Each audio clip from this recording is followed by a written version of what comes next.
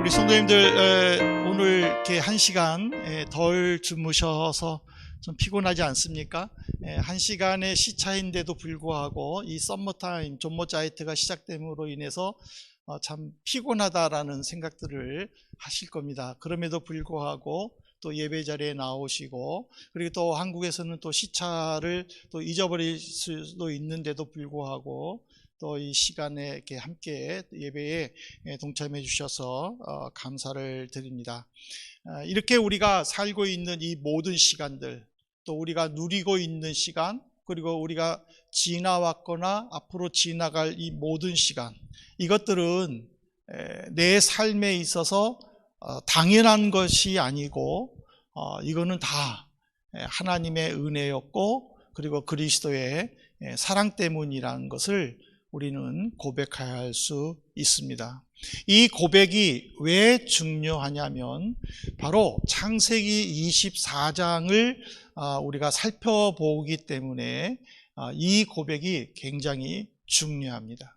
우리가 기본적으로 내가 이렇게 건강한 거, 그리고 내가 지금까지 아무 어려움 없이, 또 어려움이 있더라도 그것을 극복하고 여기에 있다라는 것이 이거는 당연한 거야 가 아니라 정말 이건 하나님의 은혜야 라고 한다면은 이 창세기 24장은 우리에게 참 도전이 됩니다.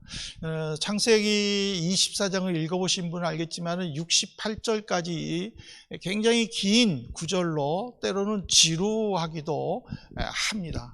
그럼에도 불구하고 이렇게 어떤 한 사건을 놓고 굉장히 길게 기록됐다라는 것은 뭔가 의도가 있고, 그 의도를 성도들에게 전달해 주고 싶은 이 성경 저자의 마음이 깊게 깔려 있다는 것을 우리는 알 수가 있습니다. 그래서 저는 이 24장의 내용을 살펴보면서 미리 예측하지 마십시오 라는 제목으로 함께 주님께서 우리에게 주시는 교훈을 받으려고 합니다.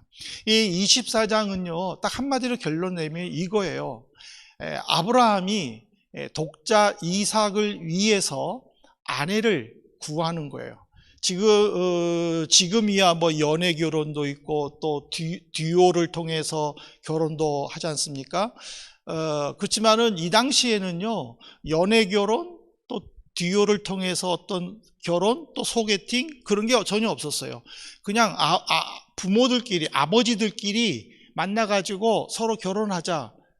그래서 이제 딸에게, 아들에게 이제 너 며칠 날 결혼한다. 그러면 그냥 그걸로 끝나는 거예요. 예. 그렇기 때문에 아브라함은 이 아들 이삭을 위해서 이제 결혼을 시켜야 되겠다 결심을 하게 되고, 그리고 이제 자기가 가장 믿을 만한 종을, 아들을 보낼 수는 없으니까 종을 이제 특별한 사명을 줘서 메소포타미아, 우리나라 성경에는 메소포다미아로 나와 있는데 메소포타미아로 이제 보냅니다. 이게 24장의 내용이에요. 거기서 이제 한 여인을 만나고 그 종이 그 여인을 데리고 이제 아브라함이 살고 있는, 이삭이 살고 있는 하란으로 오게 되죠. 그 여인이 리브가지 않습니까? 이 내용이 다 24장에 나옵니다. 근데 그 성경에 나오는 이 종에 대해서 이제 성경은 늙은 종이라고 했는데, 그 종에 대해서 많은 주석가들은 아브라함과 함께 생활했던 엘리에셀이라고 해석을 합니다. 왜냐하면은 그 근거가 창세기 15장 2절에 나와 있습니다. 아브라함이 이르되 주 여호와여 무엇을 내게 주시려 하나이까? 나는 자식이 없사오니 나의 상속자는 이 다메섹 사람 엘리에셀이니이다. 이 당시 고대 근동 지방에서는요, 자식이 없는 노 부부가 재산 상속을 약속을 하면서 노년의 부양을 받고, 그리고 장례까지 맞춰주는 조건으로 이 양자를 입양하는 그런 풍속이 있었습니다. 사실은 아브라함도 나이 100세에 아이를 기 때문에 그 전까지는 아이가 없었고, 그래서 내가 죽으면은 이 모든 내 재산을 이 엘리에셀에게 주겠다라고 결심을 한 거예요. 그래서 창세기 12장에 하나님으로부터 부르심을 받고 하나님께서 아브라함에게 나타나신 이 창세기 15장에 하나님은 아브라함에게 복을 주겠다라고 직접적으로 말씀하시기 직전에 지금 아브라함이 하나님께 먼저 얘기한 거예요. 내게 뭐를 주실지는 모르겠지만은 내 후계자는 엘리에셀입니다 라는 거예요. 그러니까는 섣부른 판단과 성급한 결정을 아브라함은 하고 지금 하나님과 지금 딜하는 관계예요.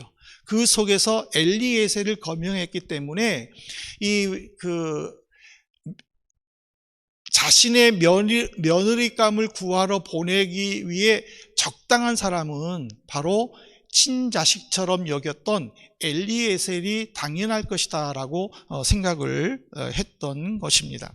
근데 하나님께서는 그런 아브라함에게 아니다, 엘리에셀이 아니고 내 몸에서 직접 아이가 태어날 것이다 라고 이제 약속을 해 주시죠. 그리고는 이제 정말 오랜 시간이 지났죠. 거의 이 말씀하고 난 다음에 20년이 지나고 난 다음에 이제 이삭이 이제 태어났죠. 그리고는 이삭의 나이 40세에 어머니 사라가 죽게 됩니다. 그리고는 이제 이삭은 날마다 들판에 나가서 묵상했다라고 창세기 24장 63절에 보면은 이삭이 저물 때에 들에 나가 묵상하다가 눈을 들어보매 낙타들이 오는지라. 이 묵상이 히브리 말로는요, 묵상이라는 말도 있지만은 상념에 젖거나 슬픔에 잠긴다라는 의미도 있습니다. 많은 목사님들이 이삭이 들판에 나가서 묵상하면서 기도했다라고 해석하는 것이 100% 틀리는 것은 아니에요. 하지만은 아브라함 나이 100세에 이삭이 태어났고, 그 이삭이 태어났었을 때에 아브라함과 사라가 그 이삭에게 정성을 쏟았던 것을 비교할 때에 이삭은 그 어머니를 잃음으로 인하여 늘 외로워했었고 또 슬퍼했었고, 그래서 그 슬픔을 이기고 견뎌내기 위해서 해가 지면은 들판에 나가서 묵상했다, 그러니까 슬픔에 잠겼다라고 해석하는 것이 더 자연스러울 것 같아요. 왜 그러냐면 그 모습을 본 아브라함이 이제는 내가 이삭을 위해서 아내를 구해야 되겠다라고 결심을 하고 지금 에베네셀을 불러냈기 때문이죠. 그래서 이제 아브라함은 에베네셀에게 내 허벅지 밑에 손을 넣어라. 그리고는 손을 놓고는 나랑 맹세하자. 너는 이 가나안 땅에서 여기서 이삭을 위하여 며느리를 구하지 말고 내 고향 메소포타미아로 가서 며느리감을 구해와라 라고 이야기를 이제 하는 거예요. 근데 이제 에베네셀은 주인의 말을 듣고 났는데 걱정이 생긴 거예요. 왜냐하면은 하란과 메소포타미아는 지금의 거리로 하면은 직선거리로 약 800km예요. 이 당시에는 교통이 발달되지 못했잖아요. 근데 그렇게 낙타를 타고 가축을 이용하면은 한 20여일 걸리는 거예요. 이 20여일 걸리는 이 머나먼 길을 과연 누가 오겠느냐라는 거예요.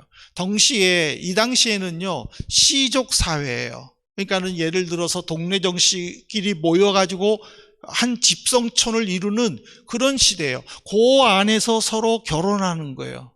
그런데 지금 800km나 떨어진 머나먼 곳에 같은 시족이지만은 결혼할 사람이 없을 거다라고 지금 엘리에셀은 생각을 한 거예요.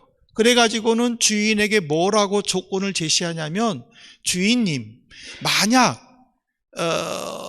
그 후보자가 저를 따라서 안 오려고 한다면은 제가 도련님을 데리고 그 고향으로 가도 되겠습니까? 라고 지금 물어본 것이 5절에 나오지 않습니까? 그렇지만은 아브라함은 그 말에 단호하게 거절을 하죠. 그러면서 하나님의 약속을 강조를 해요. 창세기 24장 7절에 보십시오. 하늘의 하나님 여호와께서 나를 내 아버지의 집과 내 고향 땅에서 떠나게 하시고 내게 말씀하시며 내게 맹세하여 이르시기를 이 땅을 내 씨에게 주리라 하셨으니 그가 그 사자를 너보다 앞서 보내실지라 네가 거기서 내 아들을 위하여 아내를 택하라. 그러니까 아브라함은 지금 종에게 이렇게 얘기한 거예요. 하나님께서 이 가나안 땅을 내 후손들에게 주겠다라고 약속을 했다. 근데 지금 내 후손은 이삭밖에 없지 않느냐. 그러면은 이 후손들에게 이 가나안 땅을 주겠다고 약속을 하셨다면 반드시 이삭을 위해서 며느리감도 미리 예비해 놓으시고 너를 따라 이 머나먼 길이라도 기쁘게 즐겁게 올 것이다. 그러니 걱정하지 말아라 라는 그런 믿음의 확신을 지금 에벤에셀에게 주는 거예요. 그래서 이제 에벤에셀은 그 아브라함의 주인의 약속을 하고 이제 메소포타미아 나홀의 성으로 가죠. 그 나홀의 성은 바로 아브라함과 친척관계, 형제관계를 맺고 있죠. 그래서 이제 창세기 24장 12절에 보면은 그 종이 그 성에 도착하자마자 우리 주인 아브라함의 하나님 여호와여 원하건대 오늘 나에게 순조롭게 만나게 하사 내 주인 아브라함에게 은혜를 베푸시옵소서 하고 하나님께 기도하면서 하나님께서 정말 신부감을 미리 준비해 놓으셨다면 이러이러한 사람이 바로 신부감입니다 라고 기도하는 중이에요. 그런데 성경에서 15절에 보면은 그의 말이 마치기 전에 라면서 즉각적인 기도 응답이 있었음을 기록을 했어요. 그러니까 이것이 이제 24장 전체적인 내용이죠. 이 내용을 보면은요, 두 종류의 저는 성도를 보게 됩니다. 첫 번째가 뭐냐면 아브라함과 같은 성도입니다. 창세기 24장 6절에 보면은 아브라함이 그에게 이르되 내 아들을 그리로 데리고 돌아가지 아니하도록 하라. 돌아가다라는 말은요, 창세기 12장 1절에 보면은 하나님이 아브라함에게 내 고향 본토 친척 아버지 집을 떠나 내가 내게 보여줄 땅으로 가라 하고 말씀을 하셔요. 아브라함은 그 말씀에 순종을 해가지고 모든 것을 정리하고 하나님께서 지시하는 땅으로 왔어요. 그것이 바로 가나안 땅이에요. 하나님은 가나안 땅에 도착한 아브라함에게 내가 밟고 있는 이 모든 땅을 내 후손들에게 주는데 너 바다의 모래를 봐라. 저 하늘에 밤하늘에 떠 있는 별들을 보아라. 너희의 후손들이 이렇게 무수히 많을 것이다 라고 약속을 해주신 거예요. 지금 아브라함은 그 약속을 지금 굳게 믿고 있는 거예요. 그렇기 때문에 절대 하나님께서 어떤 특별한 말이 없으면은 나는 돌아가지 않을 것이다 라는 어떤 그런 굳은 믿음의 의지를 지금 보여주는 거예요. 이거는 신실하신 하나님을 그가 믿고 있었다라는 것을 가르치는 거예요. 모세가 신실하신 하나님을 향하여 어떻게 고백을 했습니까? 신명기 7장 9절에 보면은 그런즉 너는 알라 오직 내 하나님 여호와는 하나님이시요 신실하신 하나님이시라. 그를 사랑하고 그의 계명을 지키는 자에게는 천대까지 그의 언약을 이행하시며 인애를 베푸시되. 지금 하나님의 지금 성품이 나오잖아요. 여기 보면은 인애라는 단어가 있어요. 인애라는 것은요, 하나님께서 자기 백성과 맺은 언약을 기억하시고 그 언약 속에서 베풀어 주시는 온갖 긍휼하심과 그리고 친절하심과 그리고 풍성한 은혜를 인애라고 해석할 수가 있어요. 그 다음에 지금 천대가 나오잖아요. 이 천대라는 것은요, 하나님의 신실하심이에요. 이거는 하나님의 약속이 신속하게 그리고 확실하게 그리고 전혀 변하지 않고 꾸준하게 계속적으로 이어진다는 것을 강조하는 것이 바로 천대예요. 그러니까는 아브라함은 자기에게 약속하신 것을 그 후손들에게 계속 이루어 주실 것이라는 그 믿음의 지금 확신을 지금 고백한 거예요. 근데 보세요. 아브라함이 이거를 하나님의 음성을 듣고 메소포타미아를 떠나면서부터 이루어졌을까요? 아니면 그가 살아오는 과정 속에서 이루어졌을까요?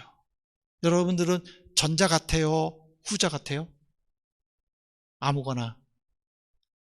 네, 여러분들 부부면은 부부끼리 내기해 보세요. 그래서 진 사람이 오늘 맛있는 거 사주기 이렇게. 제가 볼 때는요, 아브라함은요, 살아오는 과정 속에서 바뀌었어요.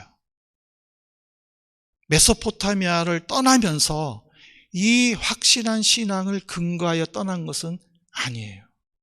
왜 그러냐면 창세기 12장 10절부터 20절과 창세기 20장을 보면은요, 아브라함이 결정적으로 실수한 두 장면이 나와요.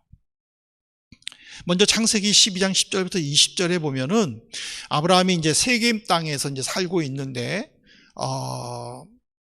가뭄이 들었어요. 그래가지고 애굽으로 지금 피난 가야 되는 상황에 처했어요. 근데 그 당시에 아브라함이 75세였고 사라가 10년 나이 늙었으니까 65세인데 아브라함이 볼 때 사라가 너무 예쁜 거예요. 그런데 애굽 사람들은 아주 악랄하고 그리고 굉장히 거칠고 과격한 성품으로 이미 알고 있는 거예요. 그러니까는 그런 거칠고 악랄한 사람이 언젠가 모르게 자기를 죽이고 자기 아내를 빼앗을 것이 두려운 거예요. 그래가지고는 사라에게 어디 가든지 당신은 나에게 오빠라고 불러라. 나는 당신을 동생이라고 부를게 하고 둘이 합의한 거예요. 애굽에 가가지고 또 그렇게 불렀네. 근데 그 소문이 애굽 왕에게 들린 거예요. 그러니까 애굽 왕은 아브라함에게 많은 결혼 지참금을 주고 사라를 궁궐로 데리고 왔어요. 그리고 또 이제 창세기 20장에 보면은 아브라함이 그랄 지역이란 곳에 살았어요. 세겜에서 또 떨어진 곳에. 근데 거기서도 여전히 이 애굽에서 경험을 했을 텐데도 여전히 동생으로 부른 거예요. 오빠라고 부른 거예요. 근데 그걸 또 그랄 왕이 들었네? 또 아브라함에게 돈을 많이 주고 사라를 또 자기 집으로 데리고 갔어요. 아브라함은 두 번이나 사라가 내 아내이다라는 말을 한 번도 못하고 자기가 걱정하는 대로 아내를 빼앗기는 그런 일이 생긴 거예요. 근데 하나님께서는 그 아브라함을 그래도 불쌍히 여기셔서 강권적으로 역사하셔서 애굽 왕 바로에게 그리고 그랄 왕 아비멜렉에게 역사하셨어요.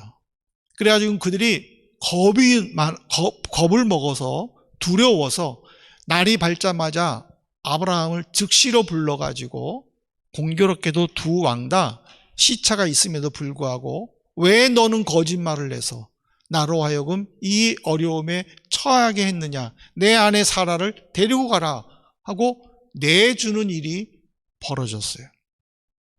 이게 무슨 말이에요? 아브라함은 애굽에 내려가거나 또 그랄에 살거나 자기가 먼저 생각한 거예요. 야, 내 아내는 예쁘다.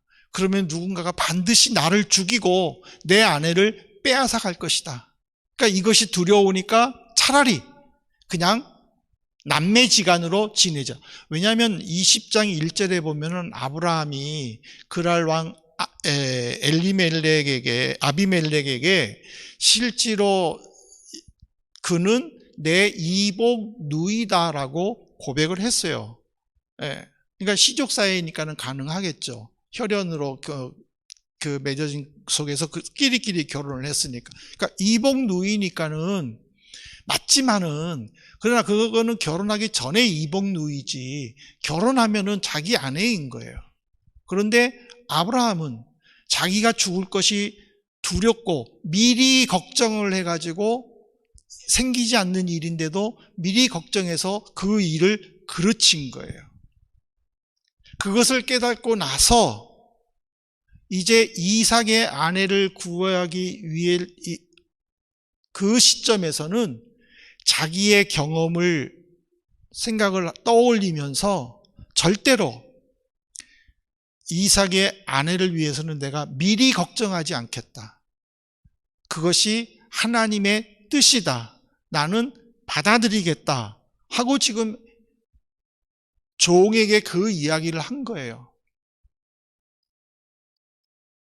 무슨 말인지 아시겠습니까? 그러니까 우리는 어떤 상황에 있든지 어떤 일에 있든지 미리 예측해서는 안 된다라는 거예요. 우리는 아브라함처럼 또 엘리에셀처럼 우리는 연약한 존재예요. 우리도 말씀을 읽을 때에는 그래 내가 미리 걱정하지 말아야지, 앞서서 염려하지 말아야지 라고 생각을 하지만 여전히 눈앞에 닥쳐져 있는 문제들과 또 어떤 사건들과 환경들로 인하여 우리는 걱정할 수밖에 없지만은, 그럼에도 불구하고 우리가 가져야 할 믿음의 자세는 아브라함처럼 변해야 된다는 거예요.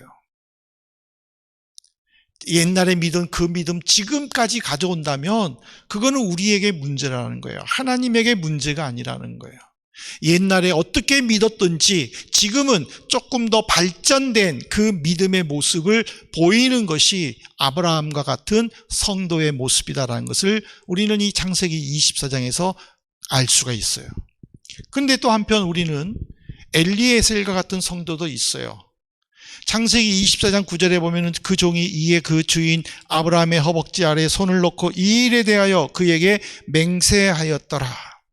아브라함은 엘리에셀에게 얘기했죠. 이삭을 위한 아내를 구하고 못 구하는 것은 너의 문제가 아니다. 하나님의 뜻이다. 너는 그냥 신부감을 찾으면 된다.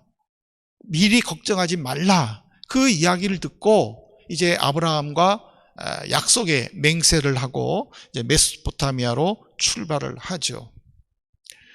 오늘 여기 보면은요, 엘리에셀은 아브라함과 계속 같이 다녔어요.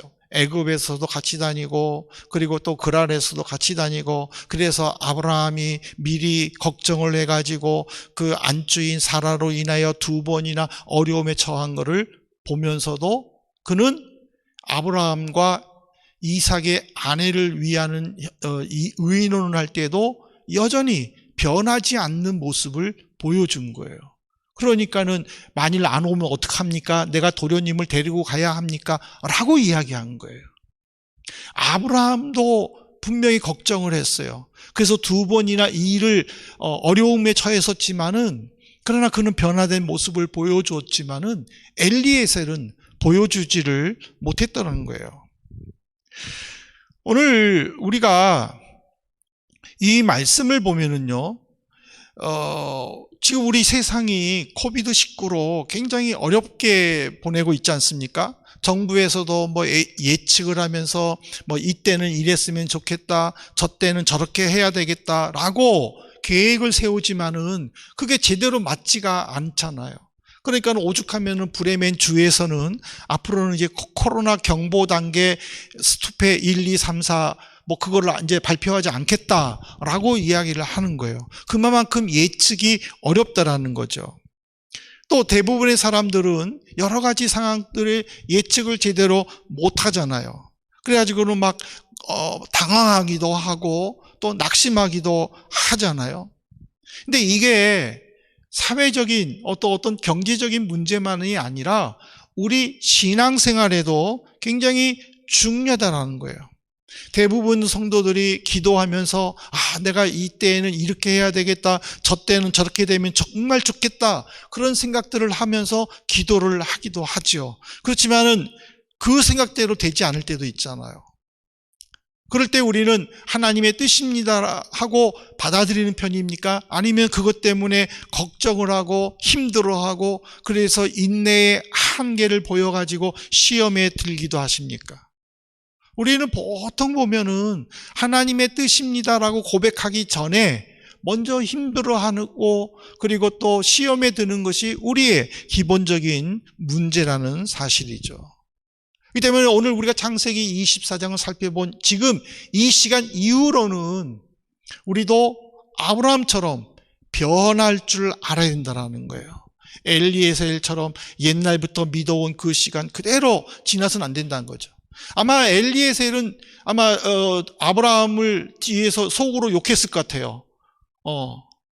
왜 그렇게 미리 생각을 해가지고 어렵게 일을 만들어서 이 지경까지 오게 하나 하고 속으로 욕했을 것 같아요. 그러나 그가 막상 자기가 그 일에 부딪혔었을 때에는 그 역시 변하지 않는 모습에 그는 또 실망할 수도 있었다라는 사실이죠. 오늘 우리는 이 말씀을 통해서 결론적으로 저는 성도님께 질문을 하려고 해요. 아브라함과 가깝습니까? 아니면 엘리에셀과 가깝습니까?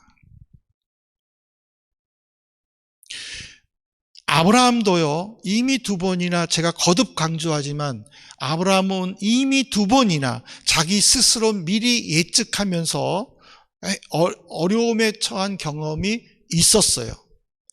엘리에셀도 그것을 옆에서 보면서 같이 살아왔어요. 하지만 이삭의 아내를 구하는 시점에 있어서 아브라함은 변화된 모습을 보여주었어요. 절대로 미리 걱정하지 않았어요. 하나님께서 분명히 약속을 지킬 것이다라는 믿음을 가지고 여자가 따라오지 않으려고 하면 놔둬라. 하나님은 분명히 준비했기 때문에 그 여자가 신부감이 아닐 것이다. 너는 거기에 대해서 책임의식 가지지 말아라 하고 권면을 했어요. 그러나 엘리에셀은 아브라함이 계속 어려움에 처한 것을 보면서도 이삭의 아내를 위해 의논했을 때에는 여전히 변화되지 않는, 안 오면 어떡합니까? 라는 미리 예측하면서 걱정하는 모습을 보여주었습니다. 왜 예수님은 오지도 않는 일을 미리 예측하면서 염려하지 말라고 권면한 줄 아십니까? 누가복음 11장 13절 말씀이 우리에게 주시고 싶으셨기 때문이에요. 누가복음 11장 13절에 보십시오. 너희가 악할지라도 좋은 것을 자식에게 줄 알거든 하물며 너희 하늘 아버지께서 구하는 자에게 성령을 주시지 않겠느냐 하시니라. 악한 자라는 것은요, 총체적으로 그 성질이 난폭하고 매사를 부정적으로 보는 인간의 원죄를 말하는 거예요. 아무리 그런 사람도 자기 아이에게만큼만은요, 최고의 것을 주고 싶어 하는 것, 그것이 부모의 마음이라는 거예요. 그런데 하늘의 아버지께서 구하는 자들에게 성령을 주시지 않겠느냐라고 말하는 것은 이 성령은 인간이 원하는 것보다 더 좋은 하나님으로부터 받는 최고의 상급을 상징하는 거예요. 우리는 돈을 좋아하죠. 우리는 눈앞에 보이는 물질을 좋아하는 거예요. 누군가가 나에게 큰 집을 하나 턱하니 주면은, 야, 하나님으로부터 복을 받았다라고 이야기를 해요. 로또에서 당첨을 하면은 우리는 하나님으로부터 복을 받았다라고 생각을 해요. 이게 다 물질적인 거예요.